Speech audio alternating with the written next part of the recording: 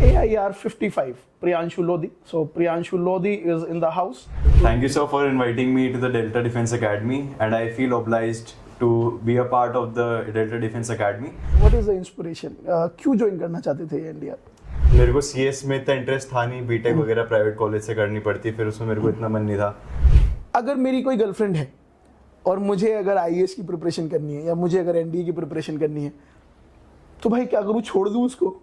हाँ सर, जैसे अगर प्रिपरेशन में है, अगर तुम्हारी पहले से कोई गर्लफ्रेंड है तो उसे छोड़ो मत, अगर नहीं है तो तुम इतना टाइम उसको पटाने में लगाओ, इससे अच्छा तो अपने प्रिपरेशन लगा लो। ये बात भी सही। जय हिंद aspirants, my name is Himanshu Som and welcome to Delta Defense Academy. I'm senior GS faculty at Delta Defense Academy, and today we have a guest who is AIR 55, Priyanshu Lodhi. So Priyanshu Lodhi is in the house. So Priyanshu Lodhi को हम welcome करेंगे to our Delta Defense Academy. Priyanshu, congratulations first of all. बहुत बहुत शुभकामनाएं getting selected at this early age with this good rank. So Delta Defense Academy और पूरी team की तरफ से बहुत बहुत congratulations आपको. Thank you, sir, for inviting me to the Delta Defense Academy, and I feel obliged to be a part of the Delta Defense Academy. I also want to thank all the faculty and the director of the Delta Defense Academy who have given me very good guidance and have played a very important role in my success journey.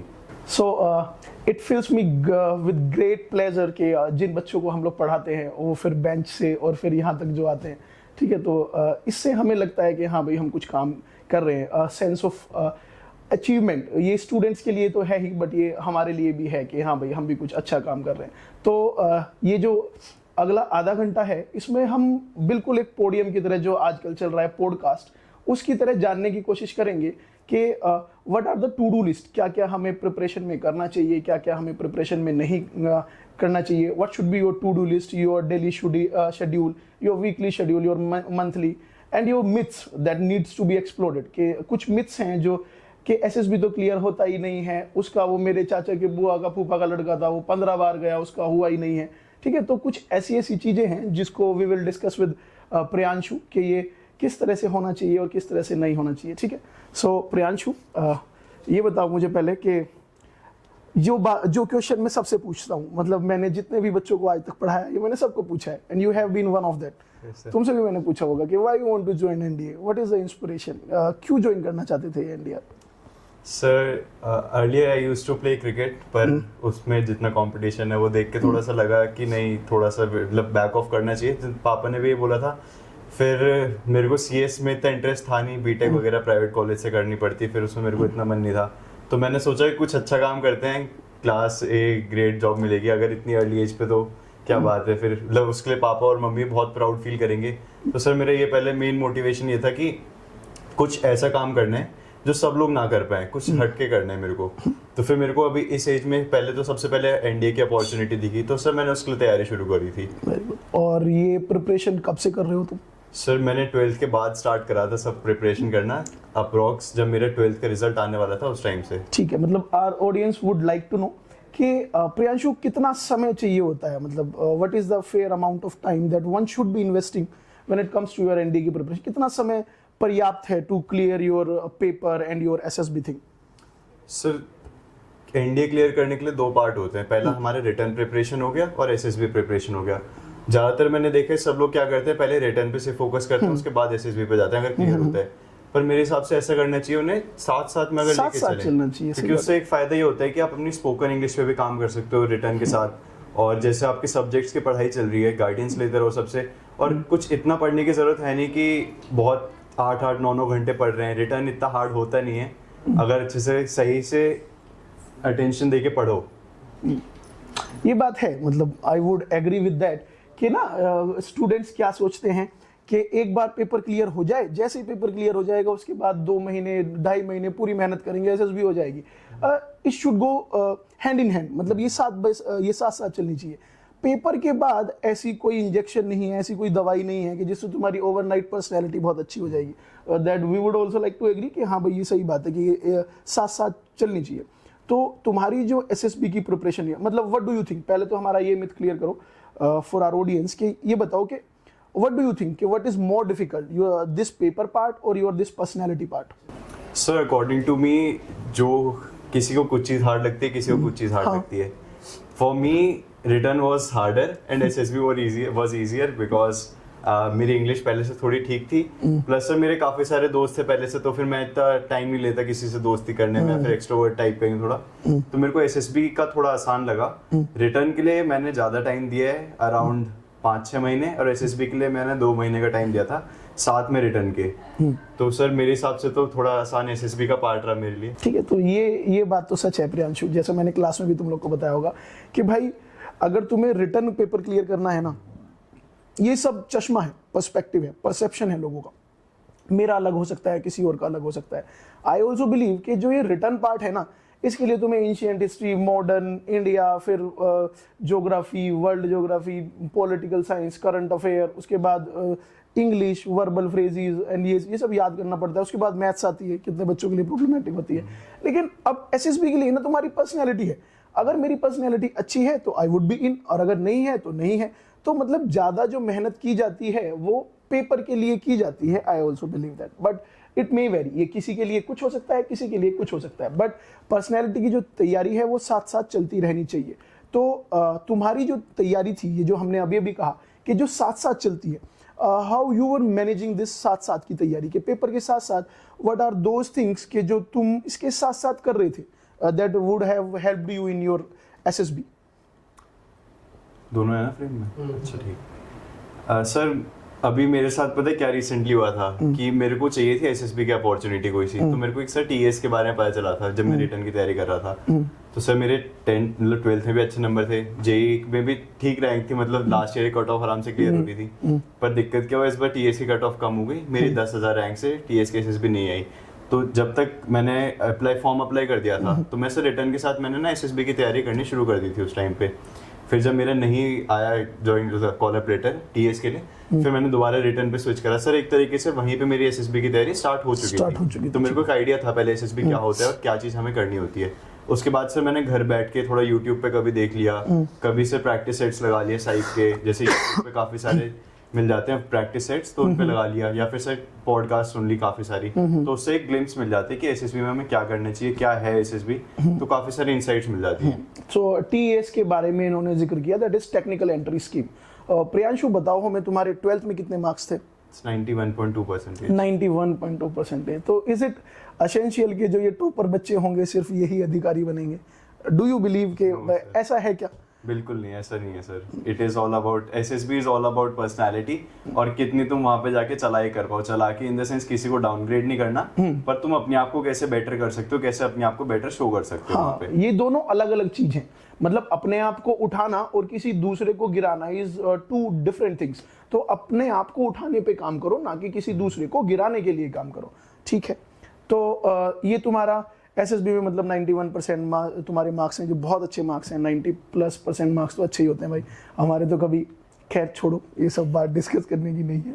ठीक है, मतलब देख ऐसा है ना कि भाई मैंने सिविल्स की प्रिपरेशन की है, ठीक है ना, और मैं बहुत अच्छी प्रिपरेशन की है. I have been very close. But अगर वो चीज़ मतलब अगर लास्ट रैंक में आप नहीं आ रहे हो ना, तो लास्ट रैंक में अगर नहीं आ रहे हो तो नहीं आ रहे हो. तो मैं भी चाहता था कि कोई मेरा इंटरव्यू इस तरह ले, बट कोई बात नहीं, life is happening to be मतलब समथिंग एल्स. इंटरव्यू दे नहीं पाया तो आज इंटरव्यू ले रहे हैं. ठीक है, तो प्रियांशु ये तुम्हारा मतलब हम बेसिक जो है, जो ये वीडियो देख रहे होंगे सबको पता होगा कि भाई एक पहला दिन होता है स्क्रीन इन होता है, फिर 5वां दिन इंपॉर्टेंट होता है, that is your conference day. अब या तो स्क्रीन इन होंगे या तो स्क्रीन आउट होंगे. ठीक है, तो मतलब we are focusing majorly on SSB.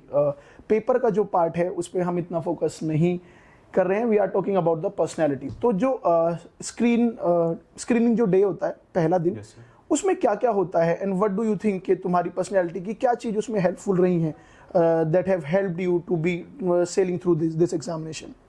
Sir screening में क्या होता है, पहले तो हमें 3 लाइन में खड़ा करेंगे. पहले सेग्रीगेट करते हैं फ्रेशर कौन है, स्क्रीन आउट्स कौन है जिन्होंने पहले एसएसबी दी है. अच्छा, मतलब इंटरप्टिंग यू, मेरा ये सवाल है, मतलब आई एम जस्ट क्यूरियस कि मैंने ऐसा सुना है कि जो फ्रेशर्स होते हैं उनके पास ज़्यादा अच्छे चांस होते हैं ऑफ गेटिंग सेलेक्टेड, और जो रिपीटर्स होते हैं उनके पास ऐसे चांसेस नहीं होते, तो क्या ये मिथ है और how to what extent it is true? Sir recommend तो कोई भी हो जाएगा, जिसको होना होगा वो कहीं से भी हो जाएगा, चाहे फ्रेशर हो चाहे रिपीटर हो।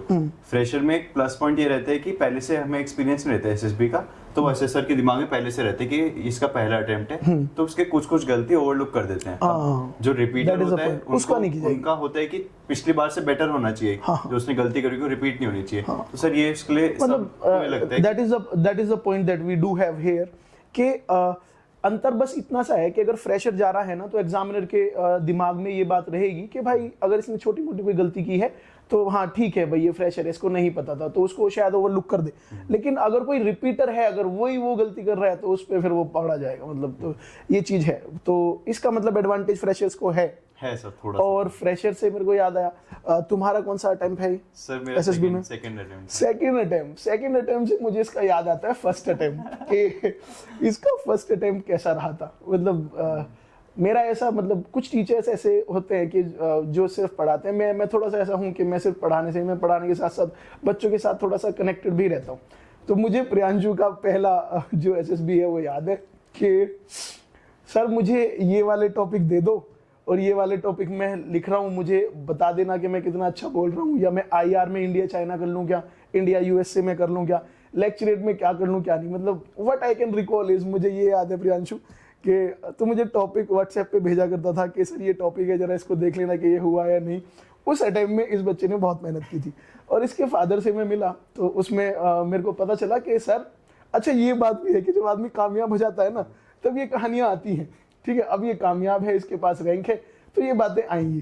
तो वहाँ पे मेरे को एक पार्टी में सुनने को मिल रहा, जहाँ पे मतलब I got to know his father, जो कि बोल रहे कि अरे सर मतलब प्रियांशु के कमरे से ना रात भर आवाज आती थी, और वो अरे आवाज कुछ ऐसी नहीं, आवाज मतलब ऐसी आती थी कि ये शीशे के सामने खड़े होके और बोलने की कोशिश किया करता था कि भाई इंग्लिश में कोई बहुत अच्छा मतलब टॉपिक बता सके। ठीक है, तो आप लोग एक चीज जान लो कि ये कामयाब है, इसलिए ये कहानी अच्छी तरह से आई है। अगर सिलेक्शन ना होता ना, तो इसी को मोहल्ले वाले और ऐसे कहते पूरी रात तो जागता रहता था, पता नहीं क्या करता था, हमें तो भैया पता नहीं है। ठीक है, तो मतलब success have many fathers, failure have none. तो ये वो वाला जो मेम नहीं आता कि सेलिब्रेशन वर्सेस सपोर्ट, तो ये वाली चीज है। तो इज दैट ट्रू कि तुम रात को मतलब ये चीजें प्रैक्टिस करते थे? सर ये तो मैं करता था, क्योंकि ना पहले मैंने कोई डिबेट या फिर स्पीच वगैरह स्कूल टाइम पे ज्यादा नहीं करी थी, तो मेरे को थोड़ा सा झिझक होती थी थोड़ा सा बोलने में किसी ग्रुप के सामने। तो सर मैंने रात में ऐसे वीडियो बना रहा हूँ, मतलब फोन में भी वीडियो बनाते थे, फिर उसको एनालाइज भी करता था कि ये क्या हुआ है क्या नहीं। तो वाज दैट रियली हेल्पफुल? कितना हेल्पफुल रहा वो? सर वो तो हो गई। तो जो तुम्हारा पहला एसएसबी था उसका क्या रहा था बेटा? सर स्क्रीन आउट हो गया था। यहाँ पे मैं आप लोगों का फोकस चाहूंगा कि मुझे जितना पता है कि पहले अटेम्प्ट के लिए ना इसने मतलब he is someone who have put his utmost effort, जिसने बहुत ज्यादा मेहनत की थी, सर ये भी कर लूँ, वो भी कर लूँ, वो भी कर लूँ, और एंड ये स्क्रीन आउट हो गया। मैंने से पूछा क्या हुआ कैसे हुआ, सब पता नहीं क्या हुआ कैसे हुआ। ठीक है, तो बट ना आप लोग एक चीज पे ध्यान दीजिए कि पहले अटेम्प्ट में मेहनत की और वो स्क्रीन आउट हो गया, बट इसका मतलब ये नहीं है कि वो मेहनत काम नहीं आएगी।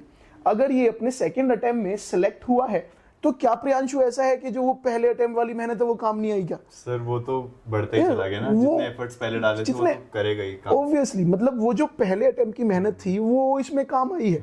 अगर पहले अटेम्प्ट में मेहनत ना की होती तो मतलब things would have been different. ठीक है, तो मतलब ये चीज है कि ऐसा होता है। तो मैं प्रियांशु से 2 एडवाइस पूछना चाहूंगा। ठीक है ना, यही अंतर है, जब बच्चे कामयाब हो जाते हैं तो एडवाइस ली जाती है। ठीक है, तो बेटा मेहनत करो तुम लोग भी। ठीक है, एडवाइस ली जाती है। तो ठीक है, मतलब मैं प्रियांशु से 2 एडवाइस ये लेना चाहूंगा कि मुझे एक तो प्रोफेशनल एडवाइस बताओ। ठीक है, कि जो मतलब बच्चे अपनी दिनचर्या में या जब वो पढ़ते हैं उस चीज में उनके काम आए, और एक मुझे पर्सनल एडवाइस बताओ कि जैसे कि ना मैंने सुना है, मतलब हम लोग ने जब मैंने अपनी सिविल्स की प्रिपरेशन की है, अब भी मैं कर रहा हूँ, I am active aspirant of civil services, और ये जब तक एज नहीं होगी, जब तक तोड़ेंगे नहीं तब तक छोड़ेंगे नहीं, ऐसा चलेगा। तो मैं ये जानना चाहूँगा मतलब इसके पर्सनल एडवाइस में कि ऐसा मैंने सुना है कि बच्चे जब प्रिपरेशन में जाते हैं तो व्हाट्सएप को बंद एकदम कर देंगे, इंस्टाग्राम को खत्म, यारी दोस्ती एकदम खत्म, किसी दोस्त से बात नहीं करनी, फैमिली को भी उतनी अच्छी तरह से टाइम नहीं देना। Does it really help? ये हेल्पफुल है या नहीं? या फिर ऐसा भी हो सकता है कि भाई हम दोनों चीज़ों को भी मैनेज कर सकते हैं, कि अपनी पर्सनल लाइफ भी और ये भी साइड बाय साइड चलता रहे, इसका कितना रेशियो चाहिए। तो एक पर्सनल एडवाइस और एक professional advice that we would like to know from Priyanshu Lodhi. Sir जिस ऑर्गेनाइजेशन के लिए हम लोग तैयारी कर रहे हैं, डिफेंस, बीट, आर्मी, एयरफोर्स और नेवी, उसमें सर सबसे पहला पॉइंट वही आता है कि it is a very disciplined organisation. तो सर हमें अपनी प्रिपरेशन के लिए डिसिप्लिन होना पड़ेगा, हर दिन कंटिन्यूस एफर्ट्स डालने पड़ेंगे उस चीज़ के लिए, तभी वो हमें कुछ न कुछ गोल अचीव करवाएगा हमें। ठीक है। और सर जितना भी हम एफर्ट्स डालते हैं वो एक्सपोनेंशियली ग्रो करते हैं। अभी मैंने अगर मेरा सिलेक्शन नहीं हुआ होता तो सबको वही लगता है कि रात भर पढ़ता था, क्या करता था पता नहीं, गर्लफ्रेंड से बात कर रहा होगा, किसी और से बात कर रहा होगा। वो तो बताया मैंने भी कि भाई ऐसे ही होता है। हाँ, पर अब जब हो गया तो सबको लग रहा है कि हाँ चलो कुछ तैयारी कर ही रहता है घर बैठा बैठा। सही बात है। और सर दूसरी एडवाइस मैं देना चाहूंगा, जैसे कि सबसे कट ऑफ होना इज नॉट एन ऑप्शन, सबको साथ में लेके चलना चाहिए सर। अब मेरे बहुत दोस्त हैं सर, मैंने प्रिपरेशन के टाइम पे बहुत घूमा भी हूँ, खूब मतलब इंस्टा वगैरह पे बहुत चला है, रील्स भी बहुत देखी हैं, व्हाट्सएप वगैरह सब बहुत बातें करी है मैंने सबसे।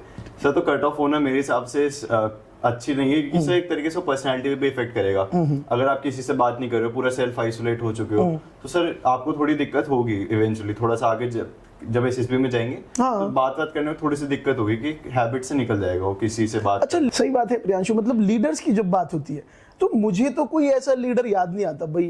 अगर आर्मी में, एसएसबी में ऑफिसर्स लाइक क्वालिटीज हैं, उनमें से वन ऑफ द क्वालिटी अगर लीडरशिप है, तो मुझे कोई ऐसा लीडर याद नहीं आता जो इंट्रोवर्ट हो, कि जो लोगों से बात करने में हिचके। भाई लीडरशिप क्या है कि आप बहुत लोगों को अपने साथ लेके चल रहे हो, और अगर तुम लोगों से कट रहे हो तो वो अलग चीज हो गई या नहीं, ठीक है। But that can vary from person to person, but हाँ ये बात सच है। और डिसिप्लिन का मतलब प्रियांशु ये है क्या कि मतलब सुबह को 5 बजे उठना, 7 बजे खाना खाना, एक टाइम टेबल लगाना। डिसिप्लिन व्हाट आई फील इसके डिसिप्लिन का मतलब ये नहीं है कि तुम एक दिन 5 बजे उठ गए और तुमने उठ के पढ़ाई कर ली। मतलब मैं भी एस्पिरेंट हूँ, तो व्हाट आई बिलीव इसके डिसिप्लिन ना वो है कि what needs to be done irrespective of how you are feeling today. आज ना ऐसा है कि मैं 3-4 दिन से डेली 5 बजे उठ जाता हूँ, तो वो डिसिप्लिन नहीं है। डिसिप्लिन फिर वो है कि आज ना जब मैं 5 बजे उठ रहा हूँ तो आज तबीयत भी थोड़ी सी ढीली है, और कल रात घर में भी कोई ऐसी बात हो गई कि मेरा आज मन नहीं कर रहा, फिर मौसम भी आज बहुत अच्छा है, नींद बहुत अच्छी आ रही है, आज सारी कंडीशन ना अनफेवरेबल है जो मुझे 5 बजे उठने से रोक रही है। तो अगर मैं आज 5 बजे उठ जाऊं, that is discipline for me. What needs to be done irrespective of how you are feeling today. कल रात क्या हुआ है भाई, आज उठना है और उठना है। मतलब ये ना मुझे ऐसा फील होता है कि अगर किसी ने ये कहा है ना कि भाई पढ़ाई लिखाई करो और ये तो बहुत मजे की चीज है, ये पार्शियली करेक्ट स्टेटमेंट है। भाई मजे की चीज तो मसूरी घूमना है, दोस्तों के साथ घूमना है, पढ़ाई उतने मजे की चीज नहीं है। लेकिन हमें 5 बजे उठना है, उठ के बैठना है। I think this is the cost that one has to bear. ये वो कीमत है जो चुकानी पड़ती है in order to be an officer. अगर बेटा मजे की चीज होती तो मजे तो सबको लेने हैं, और अगर सबको लेने हैं तो सड़क पे चलता हुआ हर एक आदमी अधिकारी होता। तो ये तो मतलब पार्शियल है कि तो कमिंग इट फ्रॉम यू कि भाई एडवाइस ये है कि डिसिप्लिन में रहो, और दूसरी क्या है कि भाई कट ऑफ होना इज नॉट द वे। ठीक है, तो ये हमने प्रोफेशनल और पर्सनल एडवाइस ली। अच्छा प्रियांशु, पहला दिन होता है, ठीक है, yes, और उसके बाद हम सबको ना ये पता है कि फिर 5वें दिन जो बच्चे हैं वो बाहर आते हैं। एक बच्चा जो स्क्रीन आउट हुआ है और एक बच्चा जो कॉन्फ्रेंस आउट हुआ है, उसमें भी अंतर देखा जाता है कि भाई ये पहले दिन बाहर हो गया था, ये 5वें दिन बाहर हुआ था। ये जो बाकी के जो बीच के 4 दिन की प्रोसेस है, ये बहुत ओपेक सी है। Just do let us know कि इन 4 दिनों में क्या क्या हो रहा है। मतलब हमें बस हल्का हल्का सा आइडिया दे दो कि सर दूसरे दिन ये होता है, तीसरे दिन ये होता है, और व्हाट आर द पैरामीटर्स जिनको माप के ये लोग मतलब तुम्हें 5वें दिन कॉन्फ्रेंस इन कर रहे हैं या आउट कर रहे हैं। ठीक है सर, जब हम डे 1 में स्क्रीनिंग हो जाते हैं, उसके बाद हमारा उस दिन अगर एयरफोर्स का तुम्हारा एसएसबी है तो उसी दिन तुम्हारा साइकोलॉजी टेस्ट होता है, और अगर नेवी या फिर आर्मी का है तो तुम्हारा साइक टेस्ट होता है डे 2 पे। अब सर साइक टेस्ट के अंदर भी 4 टेस्ट होते हैं। The first one is TAT, that is known as thematic perception test. Second is word association test. Third one is SRT, that is situation reaction test. And the last and fourth one is self description test. तो sir psych का ये part होता है। अब sir इसमें main जो मैंने सुना है और जो मेरे को फील हुआ है, उसमें जो स्टोरी मेकिंग होता है टेस्ट 1 दैट इज TAT, वो थोड़ा ज़्यादा मायने रखते हैं इन सब टेस्ट से। बाकी सारे कंफर्मेटरी टेस्ट होते हैं। सर फिर उसके बाद डे 2, डे 3, डे 4 में किसी भी दिन आपका इंटरव्यू शेड्यूल हो सकता है। तो इंटरव्यू एक एस्पेक्ट हो जाता है, तो हमारे 2 एस्पेक्ट कवर हो गए, एक साइक इंटरव्यू। सर डे 3 पे क्या होता है, हमारा जीटीओ टेस्ट होते हैं। ठीक। डे 3 और डे 4 पे सर जीटीओ टेस्ट में हमारे 9 टेस्ट होते हैं, जिसमें से किसी 3-4 ग्रुप है तो किसी टेस्ट के या तो पहले दिन 6 टेस्ट हो जाएंगे, बाकी बचे हुए नेक्स्ट डे होते हैं, और किसी के 5 टेस्ट होते हैं और बाकी बचे हुए 4th डे पे। मतलब ये कोई हार्ड एंड फास्ट रूल नहीं है, ये होता है। ठीक है। अच्छा प्रियांशु, ये जो एसएसबी है it is divided into your 3 parts. तुम्हारा साइक होता है, तुम्हारा जीटीओ होता है और तुम्हारा पीआई होता है। ठीक है। तो व्हाट डू यू थिंक कि इसमें से तुम्हारी स्ट्रेंथ क्या रही है कि सर ये मेरा बहुत अच्छा था, I was very pretty confident, और ये मेरा थोड़ा सा इस पे मुझे डाउटफुल था, ये क्या होता है? सर मेरा साइकोलॉजी जो पार्ट था आई फील काफी ठीक था, क्योंकि सर 11th-12th में मेरे पे साइकोलॉजी थी, तो मेरे को थोड़ा सा इंटरव्यू का थोड़ा आइडिया था, फायदा मिल जाएगा। और प्लस सर काफी मैंने प्रैक्टिस करी थी, काफी आइडियाज वगैरह लिए थे जहाँ से मैंने प्रिपरेशन करी थी उस हिसाब से। सर मेरे को थोड़ा सा डाउट था इंटरव्यू के लिए, क्योंकि मेरे को थोड़ा नॉलेज की कमी थी, जैसे आर्मी का बैकग्राउंड हो गया, या जैसे मैंने बाकियों को भी देखा सर काफी सारे हिस्ट्री पढ़ के आ रहे हैं, काफी सारे वेटरन्स के बारे में उन्हें पता है। and all that. हाँ सर, मेरे को उन सब के बारे में नहीं पता था, तो फिर थोड़ा So you was pretty confident at your psych thing, and you were lesser confident at your PI. And अच्छा GTO के बारे में मुझे ये बताओ, suppose I'm a layman and I do not know anything about this SSB thing, कि क्या मुझे SSB का GTO होने के लिए मुझे क्या बहुत फिट और मुझे एकदम जिम वाला एकदम बहुत तगड़ा होना पड़ेगा, या मतलब व्हाट इज दैट मिथ, मुझे कितना फिट होना चाहिए in order to clear my GTO thing? Sir GTO भी ना हमारा 2 पार्ट में डिवाइड होता है। First one is indoor GTO और सेकंड होता है हमारा आउटडोर। सर इंडोर में क्या होता है, बहुत बेसिक, या तो ग्रुप डिस्कशन हो गया, ग्रुप प्लानिंग एक्सरसाइज हो गई, लेक्चर हो गया, तो इसमें फिजिकल फिटनेस की तो कोई जरूरत है नहीं। अच्छा। और सर बाकी बचा आउटडोर टास्क, उसमें थोड़ा PGT हो गया, जैसे रस्सा फट्टा बल्ली वाला जो होता है वो टास्क होते हैं, और सर इंडिविजुअल ऑब्स्टिकल्स होते हैं। तो उसमें क्या होता है, तुम्हारे अंदर थोड़ा स्टैमिना होना चाहिए, फ्लेक्सिबिलिटी होनी चाहिए, ये नहीं है कि तुम बहुत बड़े बॉडी बिल्डर टाइप हो तभी तुम क्लियर कर पाओगे। एक सर क्या होता है, इंटरव्यू में हमारा पर्सनैलिटी चेक हो रही है, अगर तुम सिलेक्ट हो जाते हो तो तुम्हारी फिटनेस तो अकेडमी में जाके खुद बनाई देंगे वो लोग, तो ट्रेनिंग में तो वो लोग चेक करते हैं बस तुम्हारे बेसिक जितना मिनिमम रिक्वायरमेंट होना चाहिए उतना होना चाहिए। उसके अलावा ज्यादा फोकस भी वो लोग थोड़ा इंडोर पे ही करते हैं मेरे हिसाब से, क्योंकि सर एक मेरे साथ रेकमेंड हुआ था, उसने इंडिविजुअल ऑब्स्टिकल 3 ही करे थे, पर वो रेकमेंड हुआ है, दैट इज द थिंग। तो सर उनका दिमाग में वह रहता है कि अगर अच्छा बंदा है तो उसे अंदर करो और अकेडमी में हम बाकी देख लेंगे इसको, ये होता है सर। मतलब मेरे जैसा आदमी जिसके 6 पैक नहीं है, जिसके 6 पैक नहीं है, तो मतलब वो भी मैनेज कर सकता है। Yes sir. ठीक है। तो मतलब you do not need to be a body builder in calisthenics और ये सब के in order to clear your GTO, ground task obstacles. ठीक है। ठीक है। अच्छा तुम्हारा PI कैसा गया था प्रियांशु? सर जैसा मैंने इमेजिन करा था उससे तो काफी अच्छा गया था मेरा पर्सनल इंटरव्यू। सर कम ही चला था, 25 मिनट चला था मेरा इंटरव्यू।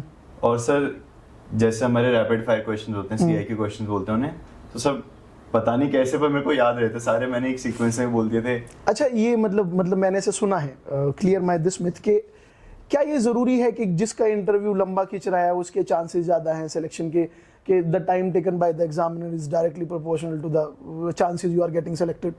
सर ऐसा तो नहीं है, इंटरव्यू उसका लंबा खींचता है जिसके थोड़ी पर्सनालिटी में डाउट हो रहा है, या फिर ऐसे सर थोड़ा जानने में मतलब ढंग से जान नहीं इसको पा हम ऐसे भी देख सकते हैं कि भाई अगर एक आदमी खुश हो रहा है कि भाई हाँ मेरा ज्यादा टाइम पे चल रहा है, क्या पता एग्जामिनर को डाउट हो, और वो टाइम इसलिए खींच रहा है क्योंकि वो अपने उस डाउट को क्लियर कर रहा है। या तो सर ऐसा भी हो सकता है कि इंटरव्यूअर बहुत इंटरेस्ट ले रहा हो तुम में, ऐसा भी हो सकता है, या तो डाउटफुल हो या तो बहुत इंटरेस्ट ले रहा हो। मेरा इंटरव्यू 25 मिनट चला तो मैं छोड़ दूं क्या, मेरा रेकमेंड ही नहीं हो रहा। सर 2 या 3 बच्चों का हमारे जितने रेकमेंड हुए सबको 25 मिनट चला था। हाँ, और मतलब कॉन्फ्रेंस आउट के हमारे पास इस बार कुछ बच्चे थे जिनमें से एक ने आगे बताया कि सर मेरा 50 मिनट तक चला था, and I was very confident कि अगर 50 मिनट का इंटरव्यू जा रहा है तो ये बहुत अच्छा जाएगा।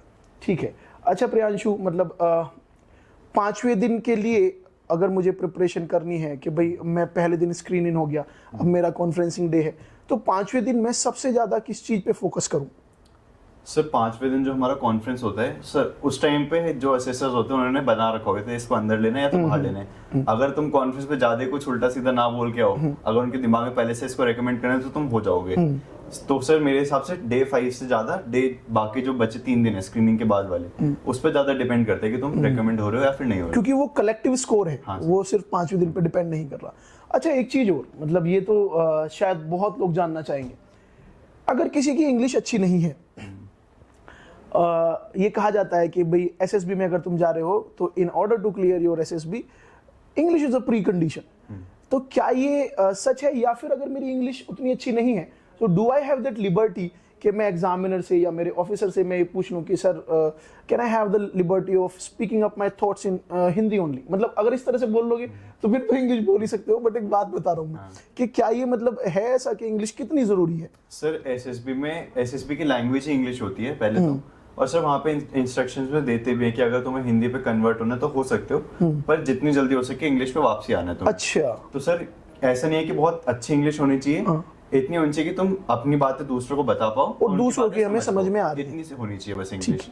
इसके अलावा सर अगर तुम्हें इंटरव्यू में कोई दिक्कत हो रही है तो एक बार को तुम पूछ सकते हो, बाकी इंटरव्यूअर पे डिपेंड करते हैं कि वो तुम्हें अलाउ करें या ना। अच्छा ये रिस्क पे आ जाएगा, है ना प्रियांशु? मतलब मान लो अगर मैं कुछ इंग्लिश में बोल रहा हूँ और अगर मैंने एग्जामिनर से पूछ लिया कि सर मतलब क्या मैं इसको हिंदी में कंटिन्यू करूँ, अब वो उनके ऊपर है कि वो इसको अलाउ करते हैं या नहीं करते हैं। तो इंग्लिश मतलब हेल्प, अगर किसी की इंग्लिश अच्छी है तो एसएसबी में ये हेल्पफुल रहेगी। सर जिसकी इंग्लिश अच्छी भी है तो वो थोड़ा अपना थॉट्स एंड आइडियाज अच्छे से एक्सप्रेस भी कर पाएगा। अब कोई अटक रहा है इंग्लिश में, जिसकी इंग्लिश अच्छी नहीं है, थोड़ा वो तो वो हाँ भाई अपनी बात अगर हम पूरी तरह से पूरी पहुंचा नहीं पाएंगे तो अब मान ले कि ये तो बिल्कुल ऐसा हुआ कि भाई मेरी यहाँ की और यहाँ की तार अगर कटी हुई है तो मैं इससे नीचे बहुत ब्रिलियंट हूँ, बट मैं बोल नहीं पा रहा वो चीज, तो जो आदमी मुझे पहली बार ही देख रहा है भाई उसके लिए तो मैं कुछ भी नहीं हूँ फिर। यानी कि मतलब आधे घंटे के इंटरव्यू में कोई ऐसी मशीन नहीं है जो ये जान ले कि भाई तुम कितनी मेहनत करके आए हो, लेकिन किस चीज पे वो तुम्हें जज करेगा, जैसे तुम बोल पा रहे हो। तो अगर नॉलेज बहुत अच्छी है और अगर बोलना उस तरह से नहीं आ रहा तो शायद ये मतलब डेटरेंस साबित होगा, है ना, ये मतलब रेजिस्टेंस रहेगा। तो इंग्लिश अच्छी करनी चाहिए। Meanwhile you are preparing for your NDA का एग्जामिनेशन। सर वही पहले कहा था मैंने कि जैसे हम रिटर्न की तैयारी कर रहे हैं उसके बाद में स्पोकन इंग्लिश की तैयारी कर सकते हैं, स्पोकन ताकि हम फ्लुएंट हो जाएं, कॉन्फिडेंस आ जाए। अच्छा एक चीज और है प्रियांशु, मतलब मैं एक क्लास में भी बोलता हूँ कि भाई कोई एसएसबी की classes, spoken classes, PDC classes, जैसे हमारा इंस्टीट्यूट है, ठीक है ना, हमारे इंस्टीट्यूट में भी क्लासेस हैं, सब में क्लासेस होती हैं, लेकिन ना इसमें बच्चे को अपने आप ये होना पड़ेगा कि हाँ भाई मुझे इंग्लिश अपनी अच्छी करनी है। अगर कोई बच्चा अपने आप नहीं चाहता अपनी इंग्लिश को इम्प्रूव करना तो उसकी कोई नहीं करा सकता। अच्छा ये भी एक ग्राफ है कि अगर भाई किसी की खराब इंग्लिश है तो बहुत खराब है, फिर ठीक ठाक खराब है, फिर अच्छी खासी, फिर नॉर्मल हो गई, फिर गुड हो गई, फिर बहुत अच्छी हो गई। ऐसा नहीं होगा कि तुम बहुत खराब इंग्लिश और डायरेक्टली एक क्लास तुम लोगे और उसमें ये हो जाओगे। और इसमें ना मुझे लगता है कि बिहेवियर पैटर्न मैटर करता है। भाई अगर तुम्हारा कोई ऐसा दोस्त है जिससे तुम व्हाट्सएप पे, मतलब ये लेसन नोन चीजें हैं, ये मतलब इंग्लिश स्पोकन क्लास से भी आती है, ठीक है, आई एडमिट दैट, बट अगर तुम अपने किसी दोस्त से चैटिंग पे अगर इंग्लिश में बात कर पा रहे हो तो that would be way more helpful. भाई तुम्हें क्लास में ये सिखाया जाएगा कि तुम क्लास में किस तरह से उठ के और तुम किस तरह से पूछ सकते हो कि सर मैं पानी पीने जाऊं क्या, लेकिन तुम्हें पूछनी उनसे और दो चार चीजें कि भाई तुम्हें उठना है और तुम्हें ये पूछना है कि सर मुझे बस 5 मिनट का काम है, मैं उधर से 10 मिनट में घूम के 2-3 कॉपी लेके मैं 15 मिनट में वापस आ गया। अब ये नहीं बताया जाएगा, तो ये ना हमें अपने बिहेवियर में इंसुलेट करना पड़ेगा कि अगर तू और मैं खाना खा रहे हैं और मुझे अगर अपनी इंग्लिश इंप्रूव करनी है तो भाई ये ना स्टूडेंट्स के लिए भी एक मैसेज है कि आप अपने दोस्तों से ना थोड़ी सी कोशिश किया करो कि आप अच्छे नोट पे बात कर सको। मैं और ये अगर खाना खा रहे हैं तो उसमें अगर मुझे चम्मच की जरूरत है तो मैं अगर उसको ऐसा बोलूँ कि Priyanshu could you please help me with passing the spoon please, ठीक है, तो ये अगर मैं इंग्लिश में बोलूंगा ना तो ये ज्यादा हेल्पफुल रहेगा। अब इसमें 2 एस्पेक्ट हैं।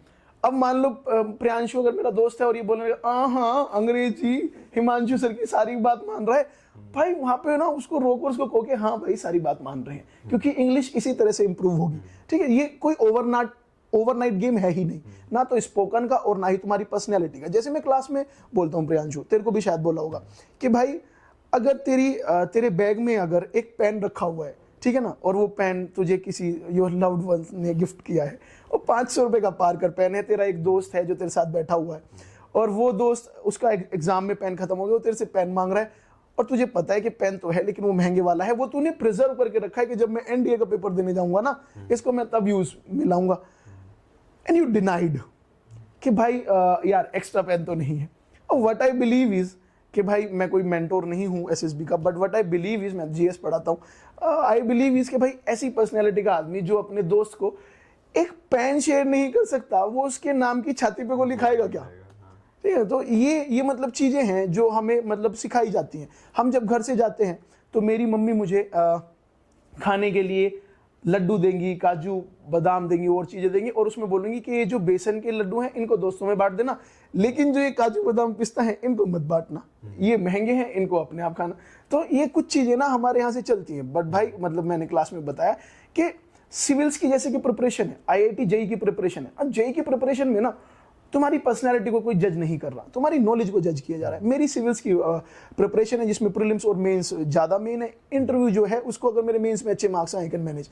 But if I am preparing for exams like NDA and CDS which is solely based on your personality, paper clear करके ना तुम्हें नौकरी नहीं मिलती, वो शॉर्ट टर्म का एक अकम्पलिशमेंट है कि हाँ भाई हमारा पेपर क्लियर हो गया, नौकरी मिल रही है SSB क्लियर करके। SSB is a game of personality, ठीक है ना। तो अगर ऐसी पर्सनैलिटी तुम्हें चाहिए ना, तो ये कुछ छोटी चीजें हैं जो छोड़नी पड़ेंगी। व्हाट आई बिलीव इसके भाई, छोटा इंसान नहीं होता, छोटी सोच होती है, बड़ी सोच होती है, बड़े इंसान नहीं होते। तो कम से कम सोच से तो हम वहां पे रहें कि हाँ भाई लीडरशिप क्वालिटीज अगर हैं। तो मैंने स्टूडेंट्स देखे हैं प्रियांशु के जो अगर किसी ने नोट्स अच्छे बनाए हैं और अगर वो उससे नोट्स मांग लेगा ना, तो नोट्स तक शेयर नहीं होंगे, वो जेलसी वाली फीलिंग रहेगी। भाई ये आदमी, मैं कैसे मान लूं कि जो आदमी अपने क्लासमेट को नोट शेयर नहीं कर रहा कि भाई मैंने मेहनत की थी, ये एब्सेंट था तो मैं अपने नोट शेयर नहीं करूंगा, ये आदमी लीडरशिप क्वालिटीज में 1000 सोल्जर्स को अपने साथ लेके आगे कैसे बढ़ेगा। तो ये पर्सनैलिटी में ये चीजें जरूरी हैं या नहीं है? सर हेल्पिंग नेचर तो होना पड़ेगा अगर तुम्हें किसी चीज के, अगर तुम्हें किसी बड़े ऑर्गेनाइजेशन में जाके कमांड करना है, helping nature is very necessary. और सर जैसे आपने कहा था कि जेई की प्रिपरेशन हो गई, तो सर उसमें इंडिविजुअल थोड़ा ज्यादा फैक्टर करते हैं हमें, और जो NDA CDS हो गई उनमें से थोड़ा सोशल कैसे तुम हो उस पर ज्यादा डिपेंड करते हैं। और सर यही सब चीजें हमारी साइक टेस्ट में भी चेक हो जाती हैं कि तुम्हारे सोशल अडेप्टेबिलिटी कैसी है। तो जरूरी है ये, मतलब? हाँ सर, काफी जरूरी है। अच्छा, अब थोड़ी सी हम एकेडमी की बात करते हैं कि मतलब जैसे मैं तुझे जो जानता हूँ, मैं जानता हूँ कि ये बच्चा प्रवीण सर के साथ आता था। प्रवीण सर हमारे यहाँ के मतलब हेड फैकल्टी हैं मैथ्स के लिए। तो मेरे भी वो बड़े भाई की तरह हैं, मतलब वो बहुत ही बड़े हैं, बहुत बड़े, मतलब गांधी जी में दांडी मार्च में वो खुद गांधी जी के साथ चल रहे थे, इतने बड़े हैं वो एज में। तो मैं ऐसा बोलता हूँ उनको, मैं I do carry love for him, ठीक है। तो प्रवीण सर तुमको एकेडमी में लेके आए, तो what is the role of Praveen sir in your this wherever you have whatever you have attain today? Sir Praveen sir का बहुत मेजर रोल है मेरी NDA की जर्नी में, और जहाँ पे मैं हूँ उसमें भी, क्योंकि सर मैं प्रवीण सर को काफी टाइम से जानता हूँ, कम से कम 3 या 4 साल से जानता हूँ। हाँ, और तुम लोग नेबर्स भी हो? यस सर, क्योंकि पापा भी मैथ्स के टीचर हैं और प्रवीण सर भी थे। तो सर पापा और प्रवीण सर पहले एक सेम कोचिंग में पढ़ाते थे, तो वहाँ से थोड़ी जान पहचान हुई। फिर जब मैंने पापा के सामने आइडिया प्रेजेंट करा था कि सर मेरे को NDA की तैयारी करनी है या फिर मतलब फौज में जाना है, तो सर पापा ने मेरे को प्रवीण सर से मिलवाया था। मेरे को मिलने का मतलब बहुत डर रहा था मैं मिलने से पहले। तो फिर जब मेरे को थोड़ा बहुत लगा, क्योंकि वो बहुत ज्यादा बात नहीं करते, कंजर्वेटिव से हैं, क्योंकि पहले मैथ्स के टीचर है सर, मैथ्स के टीचर हैं। अच्छा, NDA का रोल मैथ्स में हम सब जानते हैं, तो NDA का रोल मैथ्स में क्या है और how Praveen sir help you? क्योंकि मैं उनको जितना जानता हूँ ना, मैंने देखे हैं भाई वो के बच्चों को ना वो कि sine square theta plus cos square theta equals to 1, तो फिर कहेंगे कह रहे इस 1 में कुछ मैजिक नहीं है, ये अगर मैं कह दूं 2 तो तुम मुझे कैसे प्रूव करोगे गलत? तो वो मतलब इतना डिटेल में चीजों को बताते हैं। तो मतलब how Praveen sir helped you in tackling your this maths की प्रॉब्लम? सर प्रवीण सर का क्या है तरीका पढ़ाने का, पहले तो वो पूरा कॉन्सेप्ट बता देंगे कि अगर तुम कहीं फंसो तो पूरे कॉन्सेप्ट पे चले जाओ। उसके बाद आती है उनकी शॉर्ट ट्रिक। फिर जो शॉर्ट ट्रिक से तुरंत क्वेश्चन लग जाते हैं सर, उससे काफी टाइम भी बचता है, तो हेल्प हो जाती है सर उससे। अच्छा, नाउ कमिंग टू GS। हाँ, तो GS का क्या है कि हम सब जानते हैं कि ये ना थोड़ा सा कि भाई everything under the sun is GS, GK है भाई, कुछ भी पूछ लेंगे। और ये GAT में मतलब टू बी वेरी ब्लेटेंट, बहुत ज्यादा स्कोरिंग भी नहीं रहता है, हम सब जानते हैं। तो how important it is Priyanshu to you कि GS एज अ सब्जेक्ट या GS का टीचर मैं ही हूँ, ठीक है। तो मतलब शर्माना मत तू मेरी पढ़ाई करने में, कोई बात नहीं, मैं इसको मतलब नहीं देखूंगा इस पार्ट को मैं, ठीक है। तो how GS is has helped you in your preparation या फिर PI या फिर इंटरव्यू, कैसे? सर GS की क्या बात है, रिटर्न के टाइम पे तो बहुत ही अनप्रेडिक्टेबल है कि कोई प्रेडिक्ट ही नहीं कर सकते कि इस पार्ट से आएगा, ज्योग्राफी से ज्यादा आएगा, हिस्ट्री से ज्यादा आएगा, तो वो तो हम प्रेडिक्ट नहीं कर सकते। पर सर GS का ना एक बहुत अच्छी चीज है कि तुम्हें लाइफ के लिए प्रिपेयर करता है कि तुम बहुत, अगर तुम पॉलिटिकल साइंस पढ़ रहे हो तो तुम्हें अपने राइट्स के बारे में पता चल रहा है, फंडामेंटल राइट्स क्या है तुम्हारे, फंडामेंटल ड्यूटीज क्या है। और फंडामेंटल राइट्स किसने पढ़ाए थे तुझे? ऑफ कोर्स सर, आप नहीं पढ़ाए थे।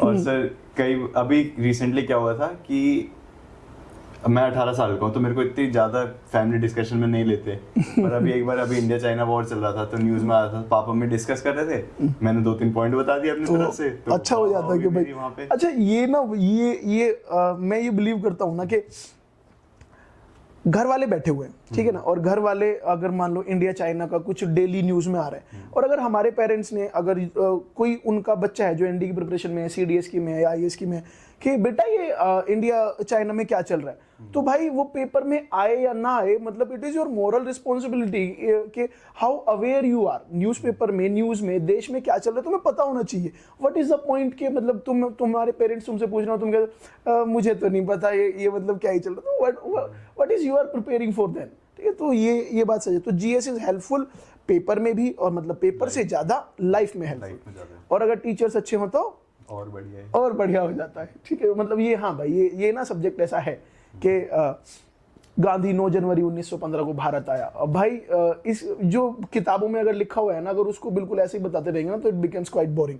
अब जैसे फंडामेंटल राइट्स हैं, वो फंडामेंटल राइट्स हमने किस तरह से पढ़े हैं, मतलब डिटेल में, Lawrence Bishnoi and all that, ठीक है। तो वो मतलब ऐसा होता है कि इसको इंटरेस्टिंग बनाना पड़ता है, ठीक है। और इसी में फिर इंग्लिश का एक पार्ट आता है, ठीक है। तो इंग्लिश स्कोरिंग है या नहीं है, या कितनी स्कोरिंग है, जीएटी का पार्ट है इंग्लिश कितना। सर इंग्लिश हमारा 200 मार्क्स का आता है जैसे, तो सर मैं सोचता हूँ कि जीएस के पेपर में, मतलब जीएटी के पेपर में सबसे ज्यादा स्कोरिंग पार्ट इंग्लिश ही होता है, सबसे लो हैंगिंग फ्रूट है, क्योंकि सर इंग्लिश हम मतलब काफी टाइम से पढ़ते भी आ रहे हैं। जीएस क्या हो गया थोड़ा, अगर पीसीएम वाले बच्चे रहते हैं इंडिया, तो वो 2 साल का गैप रहता है। तो सर इंग्लिश में क्या होता है कि काफी सारे हमारे जो आते हैं वर्ड्स वगैरह, तो कई बार हम न्यूज़पेपर रीडिंग कर रहे हैं, उससे भी फायदा हो जाता है हमें। प्लस सर वर्ड अगर आप पढ़ के देखो कोई भी सेंटेंस, तो बहुत आराम से बन जाता है इंग्लिश क्वेश्चन। हाँ, जैसे तो 200 में से आराम से 150 के अराउंड तो किसी के भी आ ही जाते हैं। हाँ, मतलब अच्छा, अगर मतलब ऐसा भी है कि कुछ स्टेटमेंट के मैं ऐसे पढ़ के देख रहा हूँ और वो तभी मुझे फीलिंग आ रही है कि हाँ ये ठीक है या नहीं। English is a low hanging fruit, मतलब 50 में से 40-45 वाले बहुत बच्चे मिलते हैं हमको, ठीक है। तो ये कुछ ऐसी एडवाइस, कुछ ऐसा मिथ जो तुम्हारे दिमाग में एसएसबी में जाने से पहले था और उसके बाद नहीं है, and you would like to give that advice to our future aspirants कि भाई इस चीज को दिमाग में रखना या इस चीज को दिमाग में ना रखना। सर एसएसबी के लिए हमारे जैसे काफी सारे मिथ्स होते हैं। मिथ्स तो क्या ही एडवाइस देना चाहूंगा मैं कि सबसे पहले तो अगर तुम एसएसबी में जा रहे हो तो अपने एसेसर खुद मत बनो। जो गलती मैंने स्क्रीन आउट होके करी थी वो चीज बताऊंगा, क्योंकि सर क्या हुआ था, ग्रुप डिस्कशन में मैंने बिल्कुल पार्ट नहीं लिया था, क्योंकि मतलब बिल्कुल तो नहीं, मैंने ट्राई करा था, फिश मार्केट बन गई थी वहाँ पे, तो मैं इतना पार्ट नहीं ले पाया था। और मेरा नरेशन बहुत ही अच्छा गया था, OIR भी मेरी काफ़ी अच्छी गई थी, मतलब आसान ही आया था, इतना हार्ड आया नहीं था OIR। तो सर मैंने सोचा कि अब सब अच्छा हो ही गया, जीडी में इतना पार्ट नहीं लूंगा तो क्या ही दिक्कत है, इतना सर ने भी देख ही लिया होगा। अब क्या हुआ, मैं हो गया स्क्रीन आउट। फिर सर उसके बाद मेरे दिमाग में ये था कि ग्रुप डिस्कशन में पार्ट लेना पड़ेगा। सर मेन एडवाइस तो ये रहेगी, अगर एसएसबी में जा रहे हो, बी नेचुरल, तुम्हारा कंपटीशन सिर्फ खुद से है, किसी और से नहीं है, और अपने एसेसर खुद मत बनो, क्योंकि एसएसबी में इज वेरी अनप्रेडिक्टेबल, जैसे तुम्हारा जीएटी का पेपर होता है। अब एसएसबी में तुमने कहाँ पे क्या गलती करी है वो तो सिर्फ एसेसर्स को पता है। तो सर यही एक एडवाइस देना चाहूंगा मैं। प्रियांशु, डेस्परेशन कितनी ज़रूरी है? मतलब ये मैंने एक मेरे नॉन है, मेरा एक भाई है सूरज जाखड़, मतलब मेरे भाई की तरह है वो, तो मैंने ना उसको देखा है, मतलब वो उसने ना 14-15 एसएसबी दिए हुए हैं, और उसको देखने से ना मेरे को ऐसा फील होता है कि यार क्या पर्सनैलिटी है आदमी की, अगर ये भी क्लियर नहीं हो रहा तो कौन हो रहा है। तो एक दिन ना मैं अपने एक स्टूडेंट की अपने उस भाई से ऐसे ही बात करा रहा था, तो मुझे उसने बताया, कह रहे भाई कि over desperation is not good, मतलब ज़्यादा चाहत। और मुझे ना ये मतलब समझ में आई कि यार ये ना जीवन का भी नियम है कि भयंकर, अगर तुम किसी चीज के पीछे ज्यादा भागोगे ना तो वो तुमसे उतना ही दूर भागेगी। जैसे कि जाकिर खान का एक वो जो डायलॉग है कि अगर तुम्हें आज ये टी शर्ट चाहिए ना तो दुनिया ऐसी है ना और चीजें उस तरह से घूम के आएंगे ना कि भयंकर आज तो नहीं मिल रही तुमको ये शर्ट। तो desperation is good but over desperation is not that good. तो how do you see this कि सर कितनी डेस्परेशन इसमें ज़रूरी है, पेट्रोटिज्म, या डेस्परेशन होनी भी चाहिए या नहीं, या फिर कि कोई प्लान भी अगर होगा तो दिमाग थोड़ा सा ज़्यादा मतलब अच्छी तरह से काम कर पाएगा। What are your thoughts on this desperation and plan B? Sir जब भी मैं किसी को कुछ भी मेरे से 1-to-1 कोई मीट करता है, एसएसबी वगैरह के बारे में पूछता है, तो सबसे पहले मैं उसको बोलता हूँ कि डेस्परेशन शो नहीं करनी है बिल्कुल भी वहाँ जाके, क्योंकि अगर तुम ज़्यादा डेस्परेट हो गए तो लड़की भी छोड़ जाती है, एसएसबी तो ऐसी छोड़ी जाएगी तुम्हें। तो सर सबसे पहले तो डेस्परेट होना ही नहीं है वहां जाके, मौज मस्ती करते रहो, वहाँ दोस्त वगैरह बनाओ अपने, आराम से तुम क्लियर करोगे, बहुत आगे जाओगे उसमें, वो तो सर है एक बात। उसके अलावा सर हल्की सी चाहत होनी चाहिए कि हाँ मेरे को जाना है, तुम्हारा मोटिवेशन दिखना चाहिए कि हाँ मेरे को जाना ही है इसमें। और प्लान बी का सर मैं ये बोलना चाहूंगा, पहले तो अपने प्लान ए पे ट्राई करो जितना तुम कर सकते हो, अपना गोल मत चेंज करो, रास्ता चेंज करो सर मेरे हिसाब से। तो अगर तुम्हारा एनडीए में नहीं हो रहा, ग्रेजुएट हो जाओ, बीएससी बीटेक कुछ भी करो, उसके बाद बहुत एंट्रीज मिलती हैं सर, तो गोल चेंज नहीं करना, रास्ता चेंज कर सकते हो। और if your priority is to serve the nation, there are plethora of ways that you can serve your nation, तो मतलब गोल चेंज मत करो, रास्ते चेंज करो, ठीक है। ये कुछ अच्छा है, ठीक है, ये हमने रख लिया।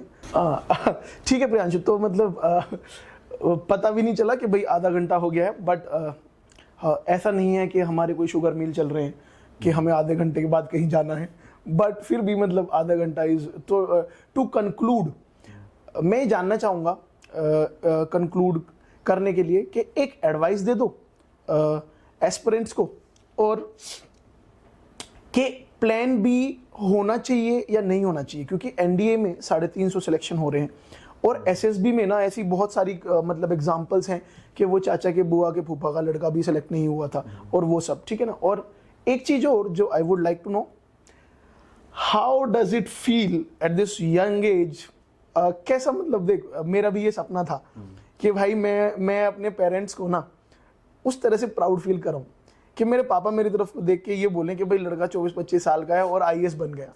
तो अनफॉर्चुनेटली, ठीक है, मैंने मेहनत की और वो अभी तक नहीं हो पा रहा है। तो I would like to know that from you, जिस दिन तेरा मैसेज आया कि सर, वो मुझे मैसेज अब भी याद है कि सर हो गया मेरा, वो फीलिंग मैंने तो मैंने सिर्फ जिया है उसको ख्वाबों में। हाउ डज इट फील कि भाई वो फीलिंग कैसी होती है when you look up to your father, your mother, and society is celebrating you, overnight you are star, अब सबको पता है कि हाँ तू एक लायक बेटा है। अब से पहले देख, ये बात ना सच है कि भाई अगर मैं कामयाब हो जाऊंगा तो मुझे ना मतलब मेरे दूर के चाचा, बुआ, फूफा, मामा सभी बताएंगे इसका हमें पहले से ही पता था, ये भाई जब पैदा हुआ तभी हमें पता चल गया था कि ये आईएएस बनेगा। और अगर मेरा पेपर क्लियर नहीं हो रहा तो यही जो लोग हैं ये मुझे बताएंगे अरे हमें पहले से पता, इसके ऐसे ऐसे काम हैं जो मैं बता भी नहीं सकता, ये चीजें आती हैं। तो Priyanshu, how does it feel at this young age, you are going to be sub lieutenant AIR 55, how do you enjoy that feeling? मेरे को तो मतलब ये फील होता है कि भाई जब तुम्हें ये पता चले कि यू हैव मेड इट, कितना टाइम लगता है to let that sink in that feeling, वो फीलिंग भी अंदर तक पेनिट्रेट हो सके। और हाउ डू यू फील कि you have made us proud? हम अगर कहीं जाएंगे हम चौड़े होके बैठते हैं, अरे प्रियांशु लोधी अपना बच्चा है, अब कल को ये चाहे नेवी में एडमिरल बन जाए, ठीक है, तब भी that proud we will carry with ourselves, and this proud will go to the graves. ये जब तक ना till the life remains in body, ये हम वी एज अ टीचर्स को, हमको ये प्राउड रहेगा कि भाई प्रियांशु लोधी अपना बच्चा है। तो मैं ही सोचता हूँ कि हमने पढ़ाया है, तो बट तेरे पेरेंट्स किस तरह से प्राउड फील करते होंगे, and how do you feel? Is there any sense of achievement that you feel? Sir definitely है तो सेंस ऑफ अचीवमेंट, क्योंकि सर जिस दिन मैं ज्वाइनिंग लेटर आया था ईमेल से, तो मैं उस दिन कूद पड़ा था, मतलब कि हाँ भाई आ गया फाइनली, मैं ज्वाइन कर रहा हूँ आईएनए, ऐसे करके आ गया था। और सर आपने एक पॉइंट बोला था कि इंडिया में 350 सीटें हैं लगभग, तो सर वो तो बहुत ज़्यादा है, फिर भी मेरे में तो 35 सीट्स थी सिर्फ और उन 35 में से एक होना। Yes sir. और सर अब मैं तो भूल ही गया। अच्छा, पापा क्या कहते हैं, लायक बेटा मेरा? सर पापा का क्या है सर, शो तो करते नहीं है, पर वो है मेरे बाकी जो टीचर्स वगैरह हैं स्कूल के, उनसे बात होती थी तो कहते थे हाँ बहुत प्राउड फील कर रहे थे पापा। थोड़े आंखें भी नम हो गई थी जब तूने बताया था रेकमेंड हुआ है, हाँ, तब हो जाती है। सर मेरा एक मोटिवेशन हो गया था, जिस कॉलेज में मैं जाता हूँ मेरे को वहाँ से जल्दी निकलना था। और सर मेरा न्यू ईयर का वो क्या बोलते हैं उसको, रेजोल्यूशन यही था कि मेरे को इस साल कॉलेज अपना छोड़ना है। छोड़ ही रहा हूँ तब। और कॉलेज में क्या कर रहा था तू? BTech CS. बीटेक, बता मुझे जरा कितनी बढ़िया चल रही थी वो? सर पहले सेम में 3 बैक और दूसरे सेम में सब में बैक है मेरी। I would like to have your attention guys, कि भाई बहुत ज्यादा ना अगर चीजें इधर उधर चल रही है, बहुत ज्यादा बौखलाओ मत। इसका मुझे ये याद है कि सर बीटेक में ये चल रहा है, पेपर में ये हो रहा है, कहीं से टेक्निकल एंट्री हो जाती है और लड़का ओवरनाइट मतलब चीजें बदल जाती हैं। Do believe in this process, do believe in yourself. सारी दुनिया को तुम पे भरोसा नहीं है, चलेगा टिल द टाइम अगर तुम्हारे पास कोई एक आदमी भी ऐसा है जो तुम पे भरोसा करता है। जैसे कि मेरे पास कुछ दोस्त हैं, मेरे जॉनसन है, मनोज भैया है, ठीक है, ऐसे मतलब मेरे पास दोस्त हैं जो भाई के मैं ना अगर इनको ये बोल दूं कि भैया मुझे प्राइम मिनिस्टर बनना है, तो जॉनसन और मनोज भैया ऐसे हैं जो आगे बोलेंगे बन सकता है तू, है वो बात तेरे में। तो भाई दोस्त बहुत जरूरी हैं इस प्रिपरेशन में। तो सारी दुनिया तो डाउट कर ही रही है कि भयंकर तू चपड़ासी नहीं बन सकता। तो प्रिजर्व योर दीज, मतलब जितने भी तुम्हारे पास ये जेम्स है, तो दोस्ती भाई बहुत जरूरी है और ये तुम्हारी लाइफ में और उस तरह से तुमको हेल्पफुल फील होगी, ठीक है। सर दोस्तों को एक ये भी होता है ना कि अगर मैं पढ़ाई कर रहा हूँ, बहुत मेरे को हो गया, काफी टाइम हो गया पढ़े हुए, पर सर जैसे दोस्तों से मिलता हूँ पूरा रीसेट हो जाता हूँ, मेरे को बहुत लाइट फील होता है, फिर उसके बाद और मोटिवेशन आता है, चलो पढ़ेंगे अब। तो सर दोस्त होना बहुत जरूरी है, वो थोड़ा मूड भी लाइट करते हैं। तुम पढ़ाई वाले फेज से बाहर आते हो, फिर दोबारा जाते हो तो थोड़ा अच्छे इफेक्ट से पढ़ पाते हो। तो दोस्तों ने हेल्प की है क्या प्रियांशु? मतलब इस फ्रेंडशिप, अगर अपनी प्रिपरेशन में हम सब जानते हैं कि भाई प्रिपरेशन कभी लीनियर होती ही नहीं है कि भाई स्ट्रेट होती है और तुम गए और सिलेक्शन हो गया, ऐसा नहीं होता। प्रिपरेशन में अप्स एंड डाउन्स होते हैं। एक दिन यू विल फील कि भयंकर फोड़ रहा हूं मैं तो पेपर को, और एक दिन यू विल फील डेवास्टेटेड कि भाई अरे यार नहीं हो रहा। इसमें प्रियांशु दोस्ती जरूरी है और तुम्हारे दोस्तों ने तुम्हारी हेल्प की है इसमें? सर जो मेरा पूरा फ्रेंड सर्कल है उसमें मेजरली सब, मतलब कोई डिफेंस की तैयारी नहीं कर रहा है, सब अपने लगे पड़े बीटेक वगैरह में या फिर डीयू वगैरह में ही है। तो सर उनसे मेरी इतनी बात होती नहीं थी प्रिपरेशन के लिए, उनको तो मैं एक तरह से एस्केप मैकेनिज्म के लिए बात करता था उनसे, मतलब बहुत रिलैक्स हो जाता उनसे बात करके। हाँ सर। मतलब अब तुम ये देखो कि जैसे मेरा दोस्त है, मैंने अभी भी बताया जॉनसन, जैसे मेरे भैया हैं मनोज भैया, भयंकर, उन्हें ना सिविल्स का सिलेबस उन्हें क्या पता कि भाई इसमें हिस्ट्री कितनी आती है, ज्योग्राफी कितनी आती है, क्या आती है, बट उन्हें बस ये पता, जैसे कि वो नहीं है एमबीबीएस वाली लाइन हो गई, भाई ने बोला बापू दिखता है, मतलब दिखता है। तो ठीक है, तो हम दोस्ती को हमने इस तरह से कंक्लूड किया कि भाई मेरे लिए भी बहुत ज़रूरी है और प्रियांशु के लिए भी बहुत ज़रूरी। मेरे लिए तो भाई जहाँ पे फैमिली, मैं तो ये भी नहीं मानता कि फैमिली के बाद दोस्त आते हैं। जिन दोस्तों का मैंने नाम लिया है मेरे लिए तो ये फैमिली ही है भाई, ये ऐसा कुछ क्राइटेरिया नहीं है कि पहले फैमिली फिर दोस्त, क्योंकि कुछ ऐसी जगह होती है कि जहाँ पे फैमिली भी मतलब हर जगह प्रेजेंट नहीं रह सकती, बट ये दोस्त ऐसे हैं जो हर जगह प्रेजेंट होंगे। तो मेरे लिए तो भाई दोस्ती इज मतलब अप टू द नोज। हाँ, तो दोस्ती से मुझे याद आया प्रियांशु, एक लड़का और लड़की कभी दोस्त नहीं हो सकते। मुझे ये बता दूं वेरी, मतलब यू नो मी कि मैं थोड़ा सा लिबरल हूँ अपने बच्चों के साथ, कि अगर मेरी कोई गर्लफ्रेंड है और मुझे अगर आईएएस की प्रिपरेशन करनी है या मुझे अगर एनडीए की प्रिपरेशन करनी है, तो भाई क्या करूं, छोड़ दूं उसको?